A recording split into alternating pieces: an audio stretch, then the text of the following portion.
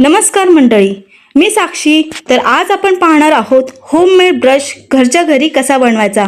इथे तुम्ही पाहू शकता की तव्याला तेल किती छान आणि व्यवस्थित पद्धतीने लागलं आहे. इथे मी घावणे करत आहे. त्याचप्रमाणे तुम्ही चपाती, डोसे, पराठे, इडली, थालीपीठ करण्यासाठी वापरू शकता.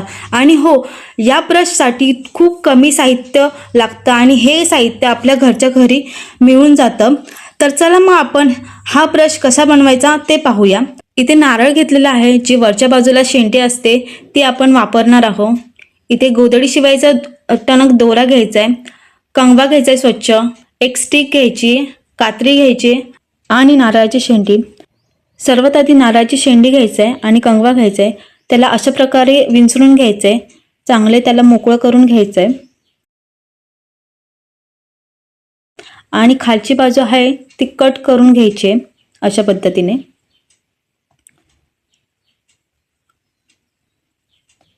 अशा पद्धतीने कट झाल्यानंतर आपल्याला स्टिक घ्यायची आहे. ती बरोबर मधोमध लावायची आहे आणि त्याला गोलाकार करून दोऱ्याच्या मदतीने आपल्याला चांगलं घट्ट बांधून घ्यायचं आहे. इथे जर तुमच्याकडे स्टिक नसेल तर तुम्ही आईस्क्रीमची स्टिक वापरू शकता. फक्त इथे बांधताना खूप घट्ट बांधायचे आहे, जेणेकरून स्टिक निघणार नाही आणि जी नारळाचे जे शेंडे आहेत ते पण निघणार नाही.